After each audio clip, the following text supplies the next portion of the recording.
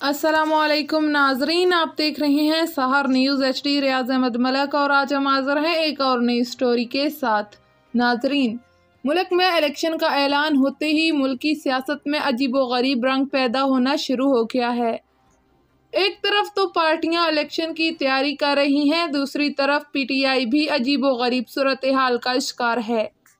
गैर शरई निकाह की समाअत के बाद आवाम में PTI की मोहब्बत आहिस्ता आहिस्ता नफरत में बदलती जा रही है।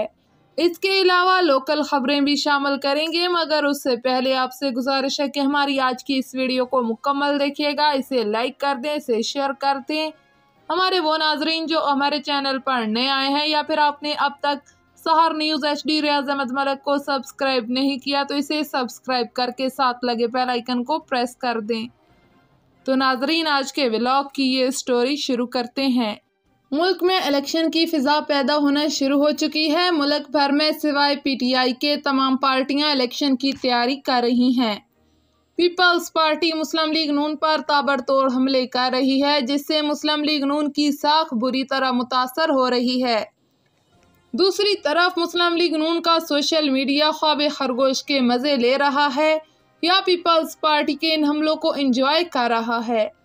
PTI ने भी बल्ले का निशान बचाने के लिए इंट्रा पार्टी इलेक्शन करा दिए हैं, मगर अकबर एस बाबर ने इन इलेक्शंस को इलेक्शन कमीशन में चैलेंज कर दिया है, जिसके बाद सूरत हाल गंभीर होती नजर आ रही है कि PTI को बल्ले का निशान मिलेगा या नहीं। PTI के चेयरमैन की पार्टी से बाहर होने पर भी इनकी पार्टी पर खतरे की घंटियां बज रही हैं, क्योंकि अदालत में गैर शरई निकाह केस की समाअत शुरू हो गई है।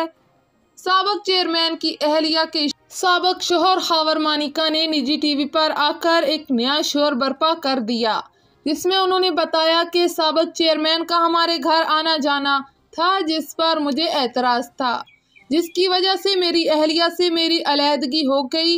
इसके बाद इस केस की समाअत में मजीद गवाह पेश हुए, जिनमें इनके एक मुलाजम मोहम्मद लतीफ़ ने अपना बयान कलम बंद कराया।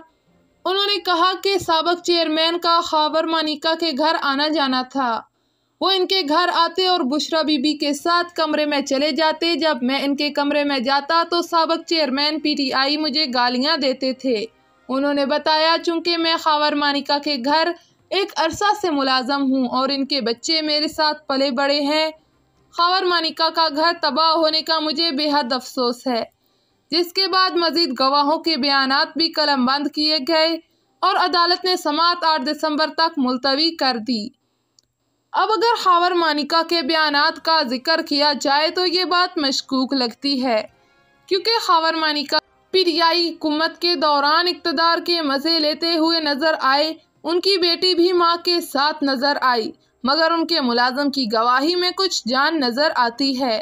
इनके इस बयान ने PTI में अफरा तफरी फैला दी, क्योंकि इनकी गवाही जब मंजर आम पर आई तो मुख्तलिफ TV चैनलों ने इसे ब्रेकिंग न्यूज़ के तौर पर पेश किया, जिसके बाद अवाम में भी एक नई बहस छिड़ गई, क्योंकि खान साहब का ये कहना था कि उन्होंने अपनी अहलिया को निकाह के बाद देखा।